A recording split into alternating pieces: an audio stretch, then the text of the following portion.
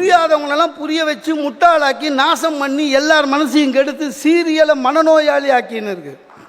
Serial ஒவ்வொருத்தரையும் மனநோயாளி ஆக்கிட்டு இருக்கு. அதான் உண்மை. நான் சீரியல் பார்க்கறது இல்லை, என் ஒய்ஃபை பார்க்காதேன்னு சொன்னேன், ஆனால் கேட்கறது இல்லை. அன்னைக்கு உள்ளே போகிறேன், ஒரு ஆள் ஒரு 45 வயசு 50 வயசு ஆள் நடிச்சுட்டு இருந்தாருங்க. நம்ம வாயில் வாஸ்து சரியில்லை. நான் என் ஒய்ஃபுக்கிட்ட சும்மா என்ன பண்ணேன், சிவப்பாக இருந்தது அந்த ஆள்.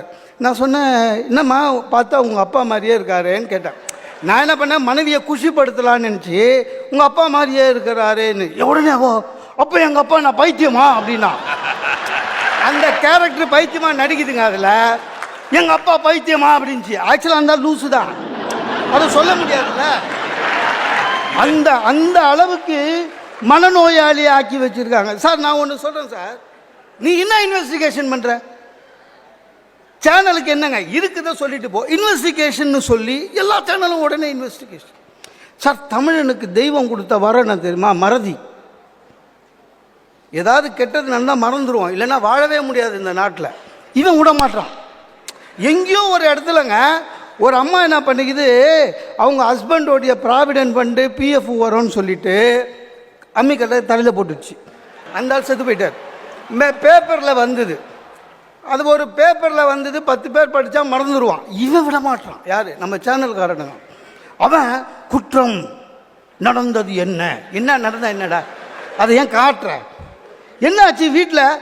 இப்படித்தான். அவர் முதலில் குழவியை எடுத்தார், வைத்து விட்டார், அப்புறம் அம்மியையே எடுத்தார், தலையில் போட்டார் அப்படின்னு போட்டா என் பையன் சொல்கிறான், அப்பா அயனாவரம் சித்தி மாதிரியே இருக்குதுப்பான்றான். என் ஒய்ஃப் அதை உத்து பார்க்குறான். எனக்கு பயமாக இருக்குது. ஏன்னா எனக்கும் ப்ராவிடென்ட் ஃபண்ட் இருக்குது, பிஎஃப் இருக்குது, என் வீட்லேயும் அம்மிக்கல் இருக்குது. இப்படியாடா பயமுறுத்துவீங்க? திருமணம் நாங்கள் பார்த்துக்குறோம், நீ உடன்டா. உங்கள் மனசுக்கு ஏற்ற மாதிரி, உங்களுக்கு ஏற்ற மாதிரி பெண்ணை நான் காட்டுறேன். எப்படா காட்டுவேன்? மேனுஃபேக்சராக பண்ண போகிற? உங்களுக்கு பிடித்த மனைவியை உங்களுக்கு கட்டி வைக்கிறேன் முடியுமா சார்? அப்புறம் கடவுள்னு எதுக்கு இருக்கிறான்? நம்மளை பழி வாங்கிறதுக்கு தானே சார் ஒய்ஃபை கல்யாணம் பண்ணி கொடுக்குறான். நீ எப்படி இப்போ புதுசாக ஆரம்பிச்சா என்ன தெரியுமா? எல்லாமே என்ன கருத்தரங்கம் என்ன தம்பி, அது 4 பேர் உட்காந்து கத்துவாங்களே, ஷோ பேர் சொல்ல மாட்டாரா?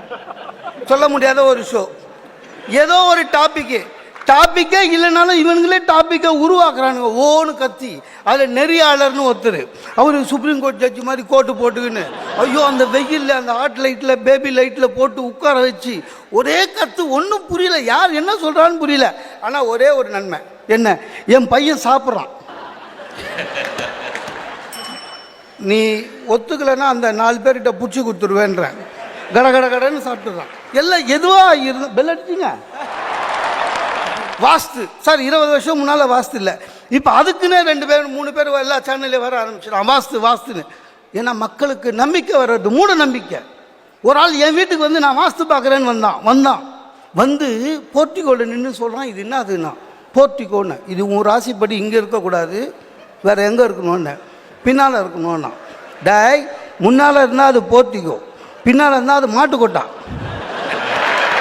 உள்ளே வந்து சார் இதை மாற்று அதை மாற்று, இது குரு மூளை, இது குபேர மூளை, எல்லாத்தையும் மாற்றுன்னு அவன் மாற்றுன்னு சொல்லாதது என் ஒய்ஃபை மட்டும்தாங்க. அதையாவது சொல்லிட்டு போயிருக்கலாம், செலவாக முடிச்சுட்டு போயிருக்கலாம். சமையல் அவங்க சொல்கிறாங்க, நீங்கள் என்னம்மா சொன்னீங்க சமையலை பற்றி சொல்லி கொடுக்குறாங்கன்னு. நாசமாக போச்சு. நீங்கள் பாருங்கள், எல்லா சேனலும் சமையலை சொல்லித்தரான் சார். எல்லா சேனலும் ஆம்பளை தான் வந்து சொல்லித்தரான். ஒரு நிறுவனம், ஒரு மக்களுடைய இருக்கிற ஊடகம் எப்போதுமே ஜாக்கிரதையாக இருக்க வேண்டும். மக்களுக்கு நீங்கள் புத்திமதி சொல்ல வேணாம், பொழுதுபோக்காகவே இருங்க, ஆனால் கெடுக்கக்கூடாது. ஒரு நியூஸ் பேப்பருங்க, அவங்ககிட்ட அட்வர்டைஸ்மெண்ட்டு ஒரு பேஜுக்கு 15 லட்சம் ரூபா. ஆனால் நீங்கள் உங்கள் கம்பெனியோடைய அட்வர்டைஸ்மெண்ட் கொடுங்களேன், வாங்க மாட்டாங்க. உங்கள் கம்பெனியுடைய மெமரண்டம் ஆர்டிக்கல் கொடுக்கணும். உங்கள் கம்பெனி நல்ல கம்பெனியாக தான் விளம்பரம் போடுவான், ஏன்னா அது ஒரு தார்மீக கடமை. ஆனால் இப்போ டிவியில் வர விளம்பரம்லாம் பாருங்களேன், காசு வருதுன்னு எல்லாம் போடுறான். கலாச்சார சீர்கேடு. டிஆர்பின்ற ஒரு எதிர்பார்ப்புக்காக போட்டி போட்டுக்கொண்டு தனி மனிதன் குடும்பம் சமூகத்தை சீரழிக்கிறது என்று கூறி வாய்ப்புக்கு நன்றி பாராட்டி விடைபெறுகிறேன். நன்றி வணக்கம்.